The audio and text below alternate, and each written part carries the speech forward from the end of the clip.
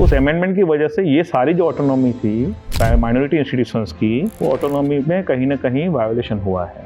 उसमें Christian minority हैं, जैन है, सिंधी भाषी हैं, हिंदी भाषी हैं, दूसरे यहूदी हैं।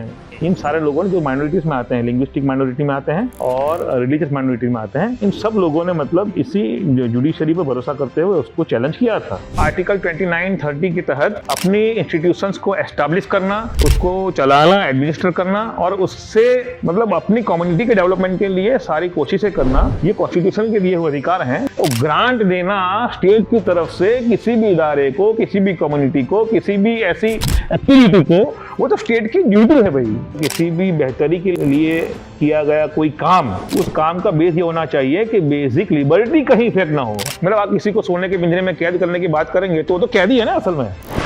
डाइवर्सिटी को यूनिफॉर्मिटी में बदलना चाहते हैं। तालीम और तरबियत के एक प्रोसेस से गुजारा जाए ताकि उनका एक ही माइंडसेट बने और उसी तरह का माइंडसेट के साथ यूनिफॉर्मिटी क्रिएट की जाए। असल में जितनी भी माइनॉरिटी इंस्टीट्यूशंस हैं वो अपने आप में खुद स्टेक होल्डर बन जाए कि अब हम आइडेंटिटी क्राइसिस की स्टेज पे आके खड़े हो गए असल में कि अपनी अपनी स्कूल को अपने अपनी कम्युनिटी के लिए जन जागृति के केंद्र बनाना चाहिए। हमें इसे हासिल करना है और ये हमारा बंधानी अधिकार है। असल में हम हर कम्युनिटी से, हर माइनॉरिटी इंस्टीट्यूशन से, हर लिंग्विस्टिक माइनॉरिटी से ये आह्वान करेंगे कि अपने अपनी कम्युनिटी में वो सोशल मीडिया इन्फ्लुएंसर्स जितने भी हैं उनको इकट्ठा करें। तो ये समझ लीजिए कि जैसे ये कोई छोटा सा आजादी का संघर्ष है। जहां जहां मुसलमानों ने सिर्फ कोर्ट में छोड़ दिया है ना और फिर मास मूवमेंट पे भरोसा नहीं किया है, वो सारे लीगल बैटल उनके हक में होने के बावजूद भी उसके खिलाफ फैसले आए हैं। तारीख पे गवाह है। आजादी की लड़ाई यहाँ गुजरात से ही शुरू हुई है।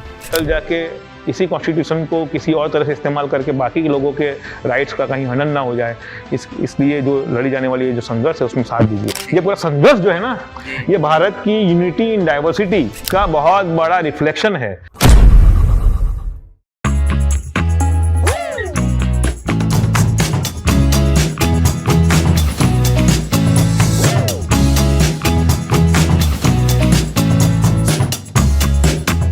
अस्सलाम वालेकुम। वाटचैट के इस पॉडकास्ट में मैं जावेद कुरैशी आप तमाम का स्वागत करता हूं, वेलकम करता हूं।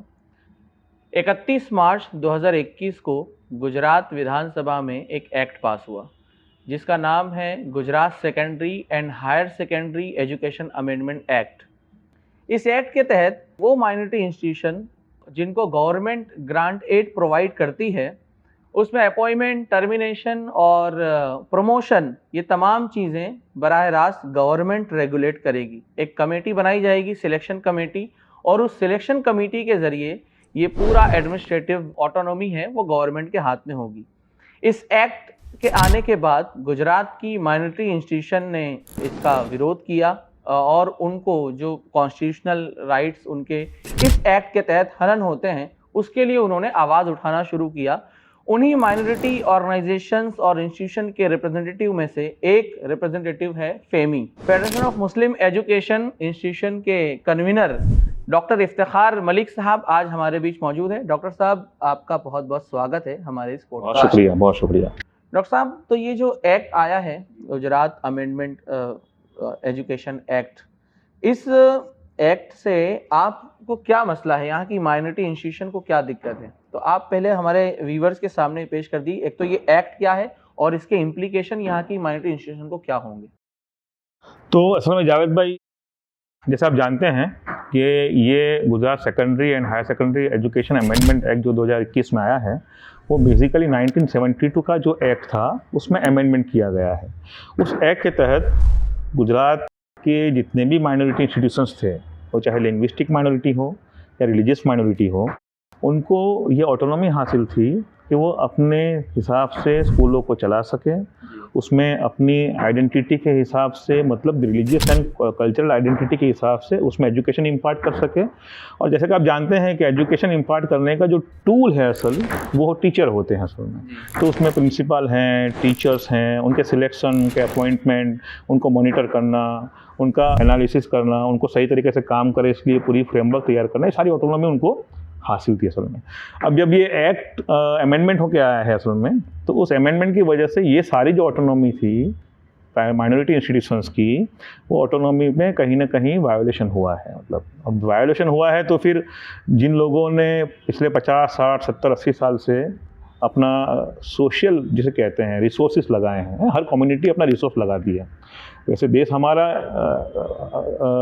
जो स्टेट लेवल पे जो उनको करना है देश के स्टेट लेवल पे तो करती है, लेकिन कम्युनिटी भी अपना एक फ़र्ज़ अदा करती है।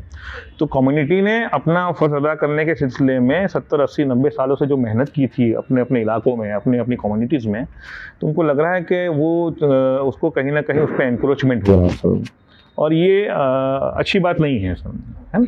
और ये अच्छी बात नहीं है, तो इस सिलसिले में हमें ये फील हुआ कि ये जो माइनॉरिटी इंस्टीट्यूशंस हैं उनको ये हक हासिल है कि इसको चैलेंज करें।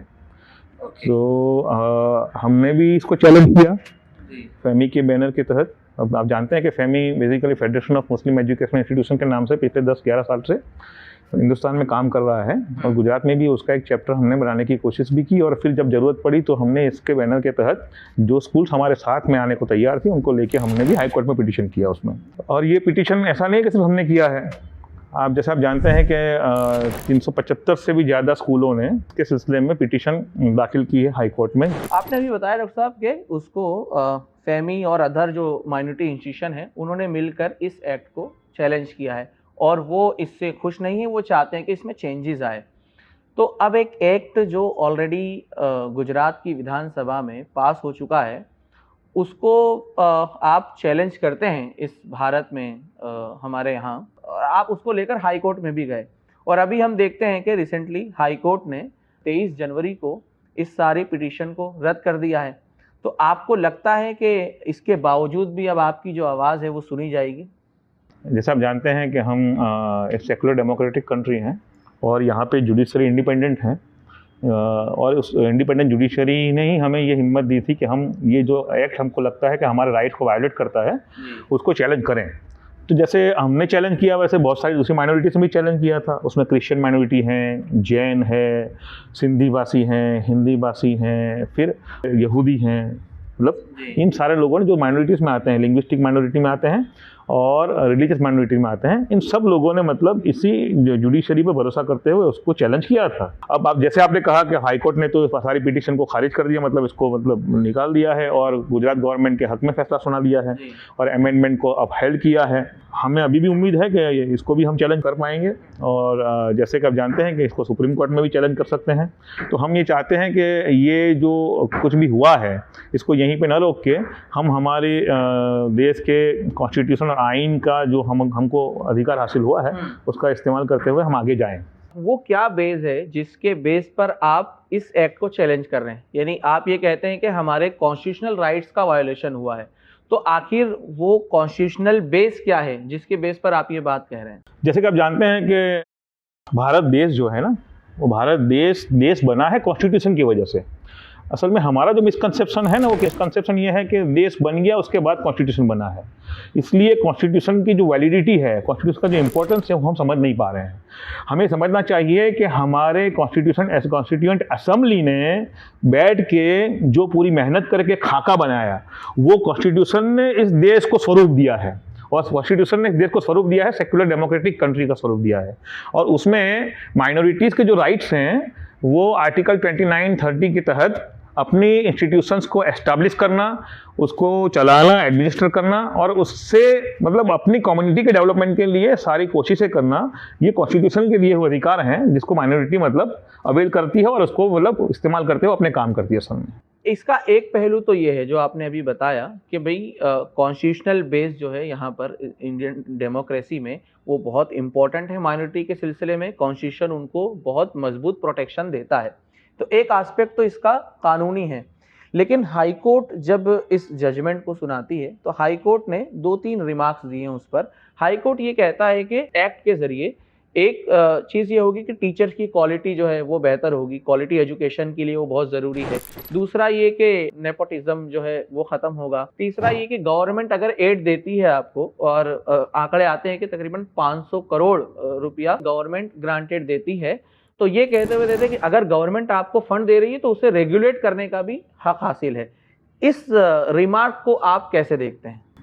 देखिए, एक तो गवर्नमेंट ने ये जो पूरा अमेंडमेंट को अपहेल्ड किया है, उसमें जो सबसे बेसलाइन उनका जो दलील है वो ये है कि क्वालिटी ऑफ एजुकेशन को मतलब देखना ये स्टेट का काम होता है असल में। तो उसके साथ साथ आपको ये देखने की ज़रूरत है कि जो कॉन्स्टिट्यूशनल राइट्स हैं वो वायलेट किए बगैर आपका जो गुडविल है कम्युनिटी की तरफ, है ना, स्टेट होता है बेसिकली, स्टेट वेलविशर होता है ना कम्युनिटी का, तो कोई वेलविशर जो होता है उसको ये ज़रूरत नहीं होती कि हर चीज़ को एंकरोच कर ले, हर चीज़ को कंट्रोल कर ले, हर चीज़ को बांध के कैद कर ले, मतलब उसकी स्वतंत्रताएं जो हैं उसको छीन ले, और उसको छीन के मतलब किसी चीज़ को बेहतर बनाना होता है। असल में किसी भी वेलफेयर स्टेट का जो पूरा कंसेप्ट होता है वो ये होता है कि वो उस गुडविल जेस्चर जो है कम्युनिटी के लिए, जो गुडविल जेस्चर है ना, उसको इम्प्लीमेंट करने के सिलसिले में ऐसा तरीका निकाले, ऐसे मोडस ऑपरेंडी, ऐसा फ्रेमवर्क बनाए जो कम्युनिटी में भरोसा भी पैदा करे, कम्युनिटी अपने आप को कहीं गुलाम महसूस ना करे, उनके राइट्स पे कहीं पे एंक्रोचमेंट होता है उसका एहसास पैदा ना हो, और साथ में वो बैठ के निगोशिएट करके ऐसी कुछ पॉलिसी बनाए कि एजुकेशन का स्टैंडर्ड भी सुधरे और उसकी ऑटोनॉमी भी कहीं पे मतलब उसको नुकसान ना पहुंचे। एक बात तो ये है। दूसरी बात, आप जो ग्रांट कहते हैं ना, वो ग्रांट मतलब it is not something which is type of, मतलब ऐसा कोई एहसान नहीं होता है असल में। वो ग्रांट देना स्टेट की तरफ से किसी भी इदारे को, किसी भी कम्युनिटी को, किसी भी ऐसी एक्टिविटी को, वो तो स्टेट की ड्यूटी है भाई, वो स्टेट की ड्यूटी है। ग्रांट एहसान थोड़ी ना है। ग्रांट तो असल में स्टेट का पूरा जो बजट प्लान होता है एक देश को मतलब प्रॉस्पेरिटी की तरफ ले जाने में, उसमें जहां जहां भी कमजोरियां महसूस होती हैं, जहां जहां भी किसी चीज को मतलब इवॉल्व करने का, किसी चीज को मतलब अपग्रेड करने का जरूरत महसूस होती है, उसमें गवर्नमेंट की तरफ दी हुई grant at the end of the day उस देश के, उस कंट्री के और सारी कम्युनिटी के में बेहतरी के लिए होता है। असल में कोई मतलब भारत जैसे देश में जब कोई एक कम्युनिटी डेवलप होती है तो वो सिर्फ उस कम्युनिटी का डेवलपमेंट नहीं होता है, उसका कोलैटरल बहुत सारे एडवांटेजेस होते हैं, उसको समझने की जरूरत है। तो ग्रांट को इस तरह नहीं देखना चाहिए, इस बात को आपको समझने की जरूरत है। और तीसरी एक चीज आपने कही थी, नेपोटिज्म के बारे में एक सवाल था आपका असल में। तो ये बात तो है कि कोई भी ह्यूमन सोसाइटी जो होती है, ह्यूमन सोसाइटी में जब कोई भी पूरा फ्रेमवर्क बनता है, रूल्स एंड रेगुलेशंस बनते हैं, तो इंसान इतना इंटेलिजेंट बनाया गया है कि वो अपने इंटेलिजेंस को इस्तेमाल करते हुए उस रूल्स एंड रेगुलेशंस में से अपने आप को मतलब बाकात करने का कोई ना कोई रास्ता ढूंढ लेता है और अपने मफाद की चीजें निकालने की कोशिश करता है। तो निपोटिज्म ऐसा नहीं है कि गवर्नमेंट कोई ज्यादा मतलब शेकल्स डाल देगी या कुछ ज्यादा हथकड़ियां पहना देगी या ज्यादा बंधने बांध देगी तो ये निपोटिज्म वाला जो इश्यू है या इस तरह की जो चीजें हैं वो कहीं ना कहीं मतलब उसमें कोई सॉल्यूशन आएगा। निपोटिज्म वाली जो चीज है, मतलब फेवरिज्म वाली जो चीज है, वो सॉल्व करने के बहुत से ऐसे दूसरे रास्ते भी हैं, बहुत सारी ऐसी मतलब उसकी प्रोसेसेस हैं जिसको हम बना सकते हैं। तो किसी एक चीज को इस्तेमाल करते हुए कम्युनिटी के लार्जर इंटरेस्ट को नुकसान पहुंचाने का मतलब ये जो पूरा वो है ना एटीट्यूड, जी वो बहुत ज्यादा मुफीद नहीं होता है असल में। जी एग्जैक्टली। ये आपने जैसा कि बताया कि गवर्नमेंट जो जिन चीज़ों को बुनियाद बनाकर ये एक्ट ला रही है वो बिना एक्ट लाए भी उसका सॉल्यूशन लाया जा सकता है। जरूरी नहीं है कि इस तरीके एक्ट लाकर माइनॉरिटीज पर कोई पाबंदी लगाई जाए। ये बड़ी अहम बात आपने की।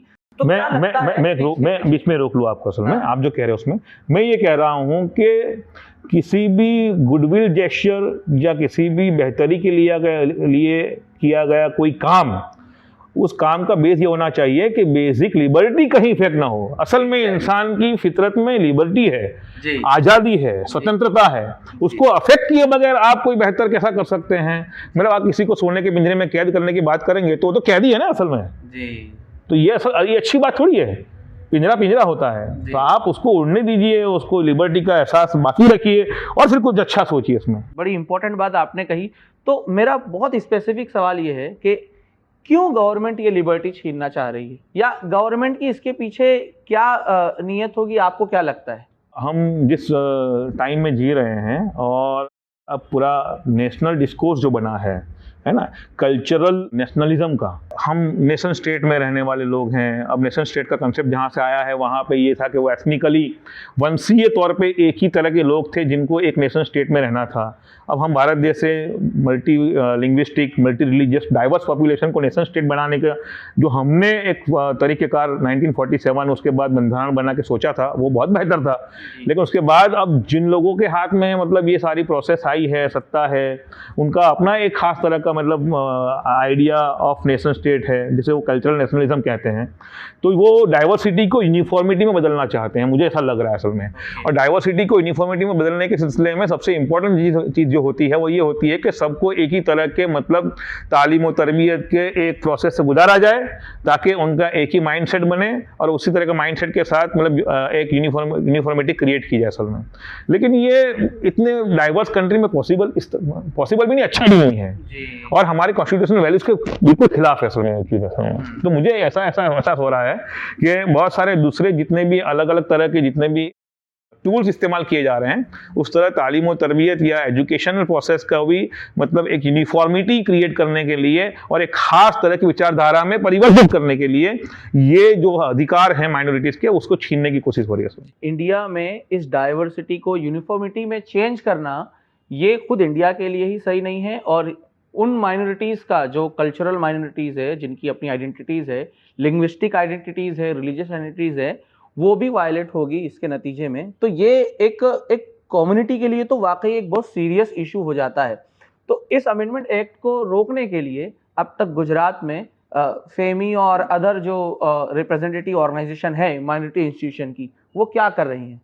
देखिए, अभी तो ये जजमेंट आने के बाद, जजमेंट आने तक तो मैंने जैसे आपको कहा कि उससे पहले जितनी भी माइनॉरिटी इंस्टीट्यूशंस थी, जैसे आपको मैंने आगे भी एक बात कही थी कि मोर देन 375 इंस्टीट्यूशंस ऐसी हैं जो अलग अलग बैनर के तहत जिन्होंने पिटीशन दाखिल की थी। कुछ क्रिश्चियन स्कूल्स थी जिसके साथ कुछ मुस्लिम स्कूल्स ऑर्गेनाइज हो गई थी, फिर कुछ हिंदी भाषी और सिंधी स्कूल्स थी, फिर कुछ जैन स्कूल थी, उसके साथ कुछ मुस्लिम स्कूल्स ऑर्गेनाइज हो गई थी। मुसलमानों के अपने कुछ अलग अलग ग्रुप बन गए थे जिन्होंने ऐसे 4-5 पिटीशन हाईकोर्ट में दाखिल हुई थी सबकी तरफ से। अब वो तो अब जजमेंट आ गया है, तो सारी पिटीशनों का मतलब अब कोई उस तरह से मतलब वो रहा नहीं, मतलब पिटीशन खारिज हो गई है। तो अब जब पिटीशन खारिज हो गई है, इस सिलसिले में आगे की क्या प्रोसेस है उस पर सोच विचार चल रहा है अभी तो। सोच विचार करने के बाद आगे की क्या रणनीति होगी आपकी? आप इसको अब कैसे पब्लिक डोमेन में लाएंगे? देखिए, अब हम लोग ये सोच रहे हैं कि ये पूरी जो संघर्ष है, इस संघर्ष को हम 4 फ्रंट पे ले जाने का सोच रहे हैं असल में। सबसे पहली जो बेसलाइन बात मैं कर लेना चाहता हूँ वो ये है कि हम इसको एक ही प्लेटफॉर्म से ले जाना चाहते हैं। एक ही प्लेटफॉर्म मतलब इसमें सारी माइनॉरिटीज़, लिंग्विस्टिक माइनॉरिटीज़ और रिलीजियस माइनॉरिटीज़, जिसमें मुस्लिम हैं, क्रिश्चियंस हैं, जैन हैं, यहूदी हैं, सिंधी भाषी हैं, हिंदी भाषी हैं, सिख हैं, मराठी भाषी हैं, जितने भी लोग हैं, हम चाहते हैं कि सारे एक ही प्लेटफॉर्म पर आ जाए। एक बात तो सबसे पहली बात ये है। तो हम इसको एक सेक्युलर मूवमेंट की तरफ उसको उठाना चाहते हैं असल में।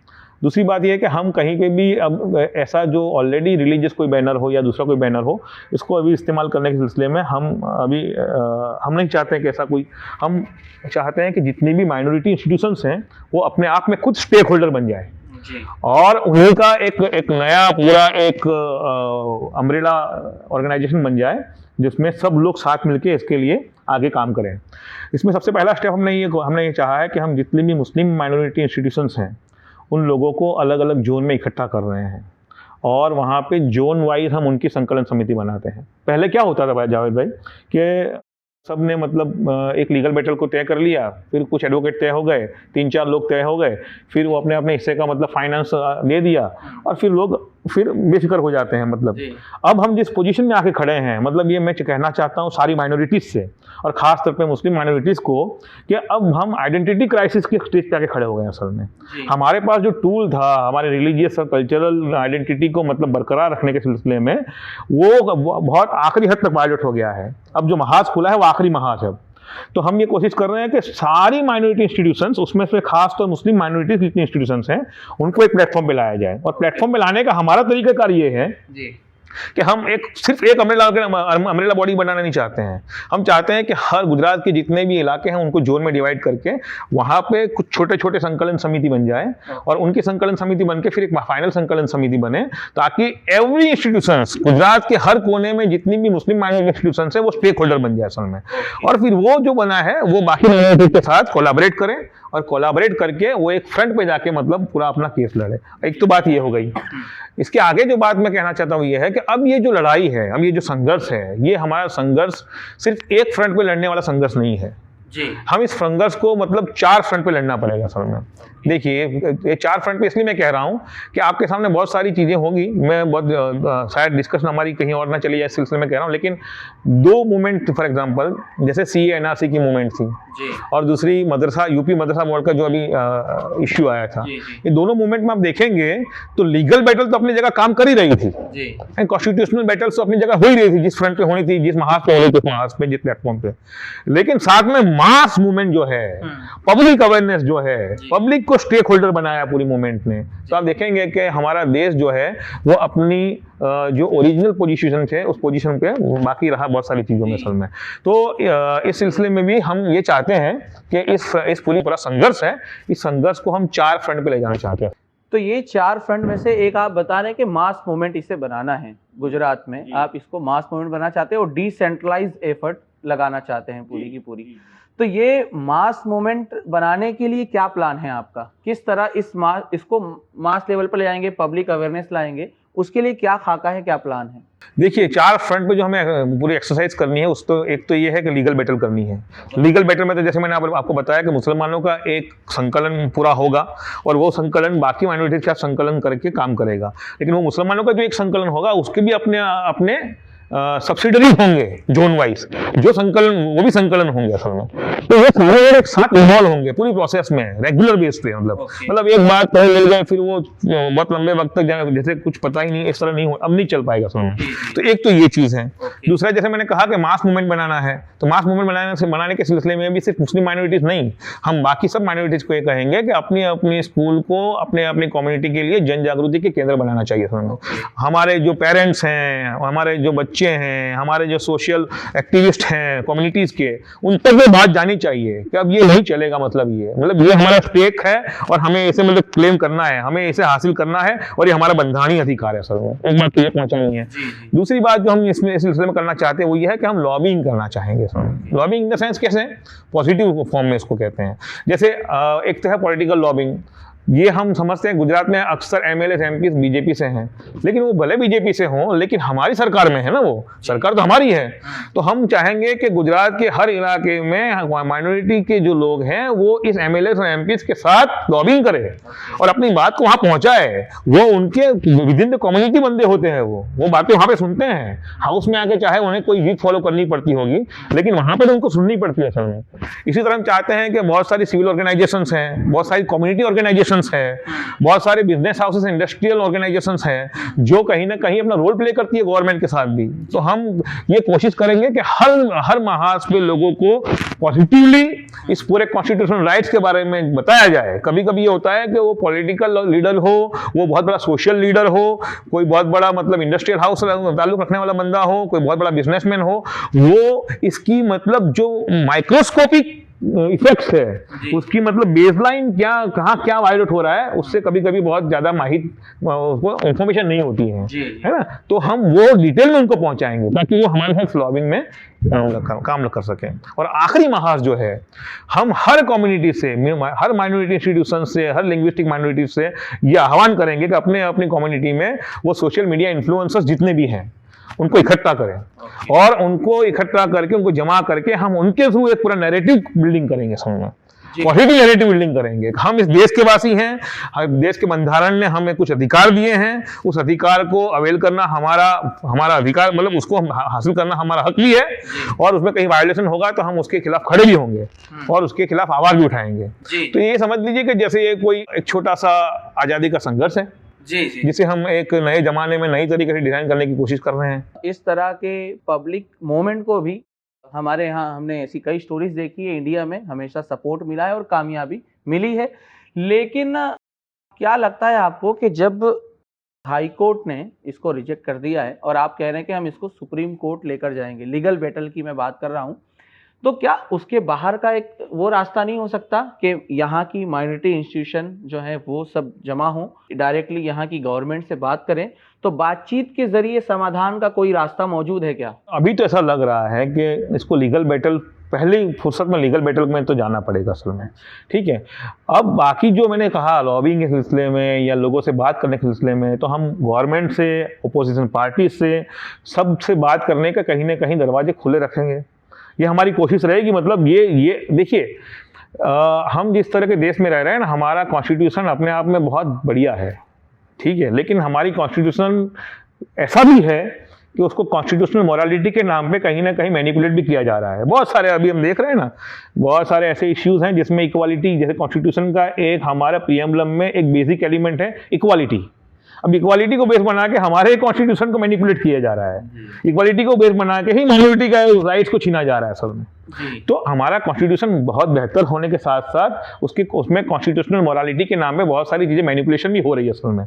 तो ये मल्टीपल फ्रंट पे जब काम हो रहे हैं और कोई चीज ऐसा देख रहा है कि कोई खास एजेंडा के साथ, कोई खास सोच विचार के साथ, कोई खास हेतु को परिपूर्ण करने के सिलसिले में ही कोई काम हो रहा है, तो इसको हम नेव बन के, मतलब भोले बन के सिर्फ मतलब रहें और बातचीत में सुलझाने की कोशिश करें, फिर वो टाइम निकल जाए, ऐसा भी हम नहीं करेंगे। तो जो टाइम अवेलेबल है उस टाइम में हम लीगल बैटल के लिए तो आगे बढ़ ही जाएंगे, लेकिन साथ में बहुत सारे दूसरे अप्रोचेस हैं जो हमको अवेलेबल हैं कॉन्स्टिट्यूशन के थ्रू, उस अप्रोच का भी इस्तेमाल करेंगे, क्यों नहीं करेंगे। वो तो बातचीत तो भारत जैसे देश में, जैसे मैंने कहा कि डाइवर्सिटी वाले देश में बातचीत तो बहुत बड़ा जरिया है ना। हम पॉजिटिव कंस्ट्रक्टिव वे में आगे बढ़ना चाहते हैं, लेकिन उसमें हम असर्टिव वे में, मतलब हल्का फुल्का ढीला ढाला सा बैकफुट पे जाने वाला कोई अप्रोच नहीं रहेगा, असर्टिव वे रहेगा, लेकिन पॉजिटिव कंस्ट्रक्टिव हमारा अप्रोच रहेगा, मतलब सकारात्मक रचनात्मक अप्रोच रहेगा सर।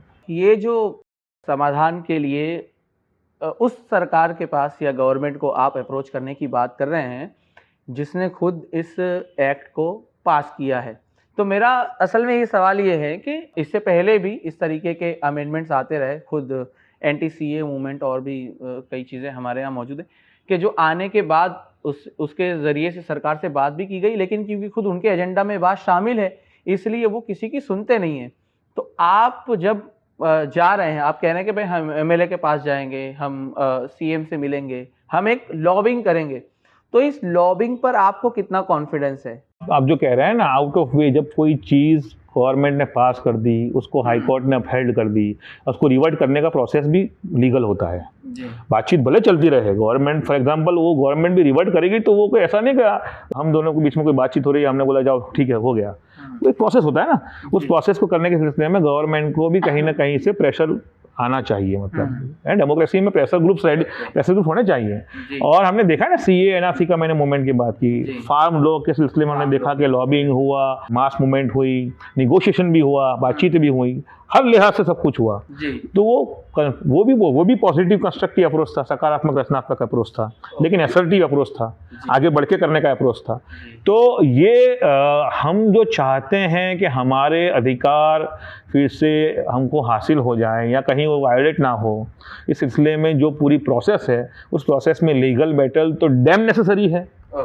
और उस लीगल बैटल में पॉजिटिव आउटपुट लाने के लिए हमें बाकी जितने भी अप्रोचेस हैं, अगर वो नहीं करते हैं तो हमने देखा है कि जहाँ जहाँ सिर्फ लीगल, मैं अब एग्जांपल नहीं देना चाहता हूँ, मुसलमानों ने सिर्फ कोर्ट पे छोड़ दिया है ना, और फिर मास मूवमेंट पे भरोसा नहीं किया है, वो सारे लीगल बैटल उनके हक में होने के बावजूद भी उसके खिलाफ फैसले आए हैं, तारीख पे गवाह है।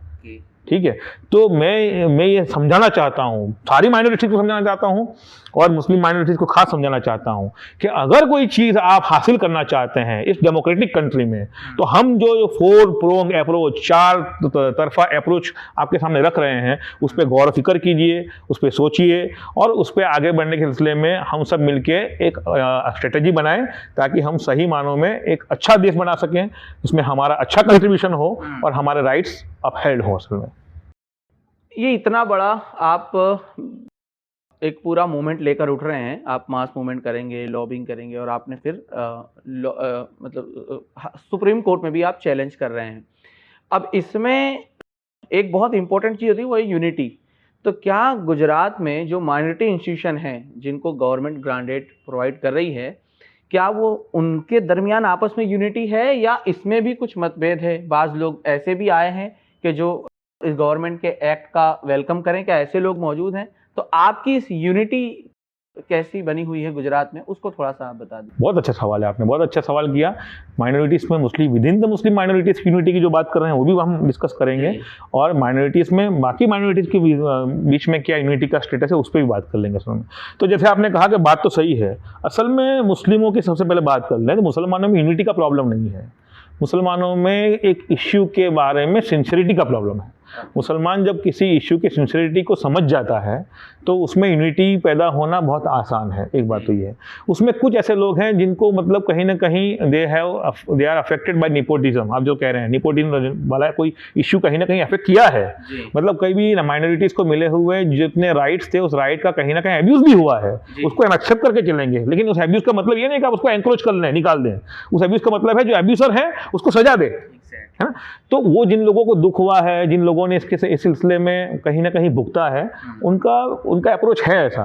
लेकिन जब उनको लार्जर कंटेक्स्ट में बातें समझाई जाती है, जैसे अभी हम ग्राउंड पे घूम रहे हैं, लोगों से मिल रहे हैं, तो मुझे तो ये बहुत आसान लग रहा है कि मुस्लिम कम्युनिटी में यूनिटी बहुत आसान है और बहुत मैच्योर कम्युनिटी है, और इसकी जो सोशियो पॉलिटिकल लीडरशिप है, जो इंस्टीट्यूशंस चला रही हैं, बहुत मैच्योर है, बहुत पॉजिटिव है, बहुत अच्छे लोग हैं, बहुत समझदार लोग हैं। तो वो तो मुझे इसमें बहुत बड़ा इशू मुझे नहीं दिख रहा है इसमें। अब रही बात बाकी माइनॉरिटीज़ की, मतलब क्रिश्चियन है, जैन है, यहूदी हैं, सिख है, फिर दूसरे जो लोग हैं वो भी एक्स्ट्रा ऑर्डिनरी मैच्योर हैं।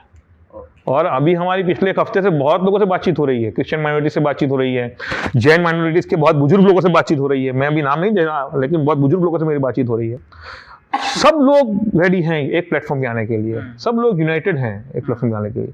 मतलब यूनिटी एंड डाइवर्सिटी का एक बहुत बड़ा मजहर है ये पूरी बैटल, ये पूरा संघर्ष जो है ना, ये भारत की यूनिटी इन डाइवर्सिटी का बहुत बड़ा रिफ्लेक्शन है, जिसको मैं तो खुद महसूस कर रहा हूँ।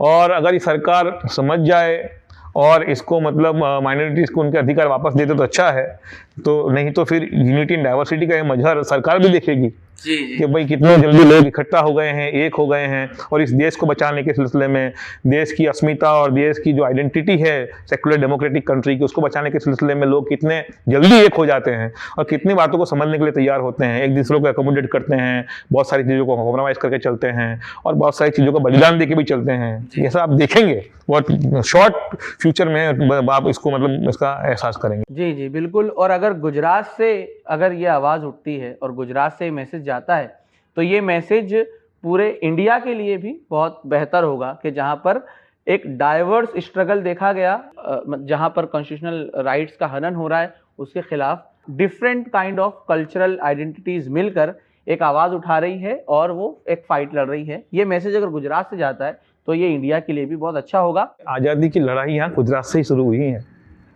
और आज़ादी की जितने भी संघर्ष हैं उसमें गुजरात के लोगों ने बहुत लीड रोल प्ले किया है।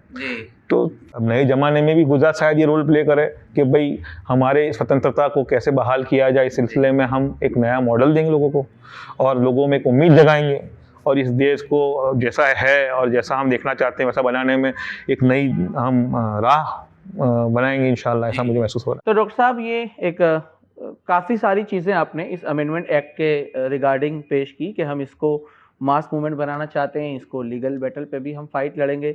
हमारे व्यूवर्स आपको देख रहे हैं और ये सारा डिस्कशन उन्होंने सुना, तो इस प्लेटफॉर्म के ज़रिए आप क्या आखिरी मैसेज हमारे व्यूवर्स को देना चाहेंगे, वो पेश कर दीजिए।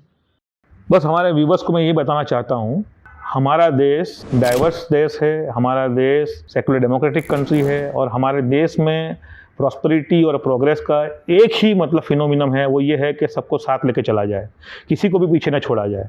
हम चाहते हैं कि हमारे सारे देशवासी, चाहे वो हिंदू हो, मुस्लिम हो, क्रिश्चियन हो, सिख हो, बाकी सब लोग इस बात को समझें कि हम आइसोलेशन में डेवलपमेंट का कोई ख्याल कभी भी मतलब इसको एस्टैब्लिश नहीं कर सकते हैं। हमारा साइमल्टेनियसली मतलब एक साथ सबका डेवलपमेंट ही इस देश के भविष्य को सुनहरी बना सकता है, सुनहरा बना सकता है, इस देश को भविष्य को अच्छा बना सकता है, बेहतर बना सकता है। तो मैं तो सिर्फ मुसलमानों को, माइनॉरिटीज़ को नहीं, मैं तो अपने हिंदू भाइयों को मतलब और जो मेजोरिटी हमारी पॉपुलेशन है, जो हमारे देश बांधव हैं, जो हमेशा से न्याय और सत्य के पक्ष में खड़े रहने के मतलब आदी हैं, हमने तो देखा है पिछले 20 सालों में, गुजरात में भी देखा है कि हमारे ये सारे भाई जो हैं सच बोलते हैं, न्याय की बात भी करते हैं। तो मैं तो उनसे भी आह्वान करता हूँ कि आइए, अभी ये जो माइनॉरिटीज़ के नाम पे जो कुछ भी हो रहा है, कल जाके इसी कॉन्स्टिट्यूशन को किसी और तरह से इस्तेमाल करके बाकी के लोगों के राइट्स का कहीं हनन ना हो जाए, इसलिए जो लड़ी जाने वाली जो संघर्ष है उसमें साथ दीजिए। बहुत शुक्रिया डॉक्टर साहब, आपने इस अमेंडमेंट एक्ट पर काफ़ी सारी अच्छी रोशनी डाली और आपने ये भी बताया कि माइनॉरिटीज़ से इसको क्या नुकसानात हैं और अब यहाँ की गुजरात की माइनॉरिटीज़ किस तरह इसको आगे लेकर जाएगी। हमें उम्मीद है कि भारत जैसे इस सेक्युलर डेमोक्रेटिक कंट्री में जहाँ पर कॉन्स्टिट्यूशन द्वारा माइनॉरिटीज़ को अधिकार दिया गया है, आपका ये स्ट्रगल और ये संघर्ष ये कामयाब होगा और गुजरात के तमाम लोग आपके साथ खड़े होंगे, ना सिर्फ लीगल बैटल पर बल्कि आप इसको समाजी सतह पर और सोशली भी आप इस पूरे केस को जीतेंगे। ऐसी उम्मीद के साथ एक बार फिर बहुत बहुत शुक्रिया। Thank you.